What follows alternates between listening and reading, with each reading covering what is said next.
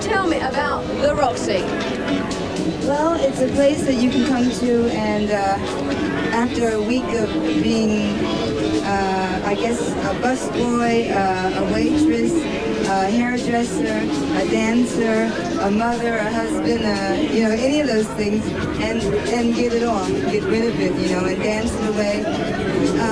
Get excited about watching other people come here and dance, the breakers, that's what it really is about. I visited New Sazayo on my trip to Tokyo in 2016. It was in Shinjuku, Nikome, the district with all the gay bars slightly out of the nightlife hub of Shinjuku. Because the club was so popular, there was 4 different entrances. People like to enter different entrances so that they wouldn't have to socialize with people different from them, or of lower classes. It was ironic because inside no one cared. Ecstasy is the love drug after all. I had a membership which was required, but they didn't discriminate on who became a member and did allow me to bring guests.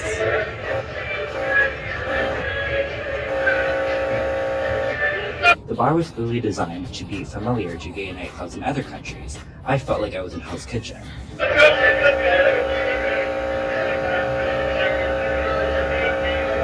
I stood at the velvet ropes and was told I could enter. It was originally an opulent opera house, and they preserved the lobby. It had red carpets, a tile floor, marble walls, soaring vaults, and a massive crystal chandelier.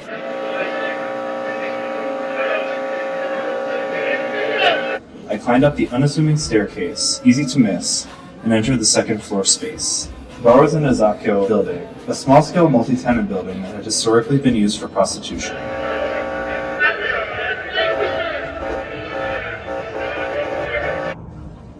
Go ahead and tell us who you are and something about your experiences here in the 30s. Well, my name is Harry Haig, and in the early 30s, I was, among other things, an actor. And then the important thing in the 30s, the 20s, they were wide open. I can sound a little wild in the 20s. In the 30s, they were still operating with the guardhouses at Presidio.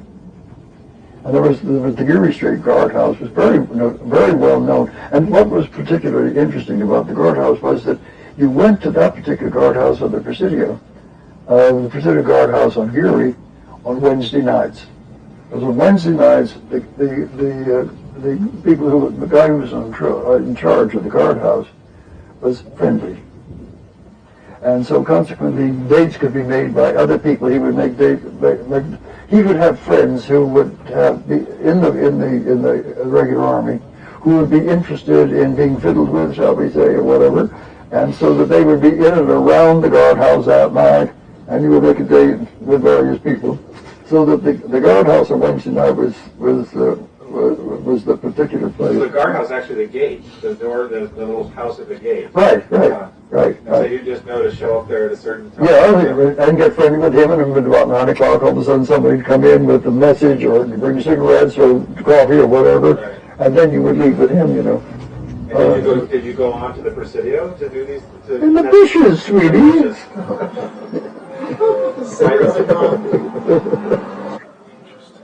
So consequently, you do what you need to do and get out of the bushes and light a cigarette and be nonchalantly walking down the path when the cop comes by. You know.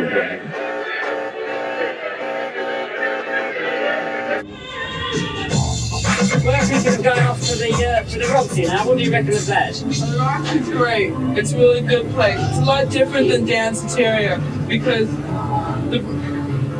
the problem with Danceteria is it's like a fashion club, you know? It's really fashionable, whereas Roxy's a lot more mixed. It's where the kids party, you know, the breakers are there, the black kids, the Spanish kids, and also you get the few chic people, you know, Francesca Clementi, Bianca Jagger, that want to hang out there.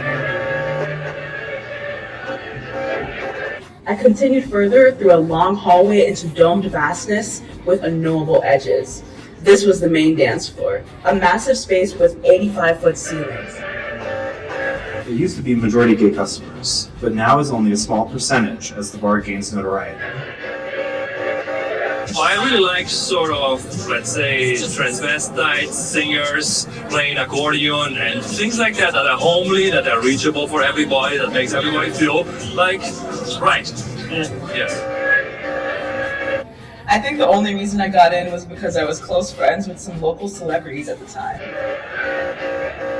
Screens above the bar showed men's bodies in full gyration. Above us were a disco ball and two bejeweled dragons. The air was thick with cigarette smoke.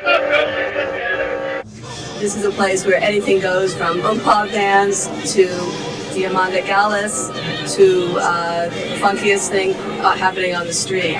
So we try to do as much variety as possible and to present music from all over the world. A lot of people, a lot of different people coming on time, like you see like different styles and stuff. And like they got 3 different types of music playing. Sometimes they got hip hop, sometimes they got Well, there's no specific genre of music. Yeah. It's whatever's got that magic feeling. What? Something that turns that forward.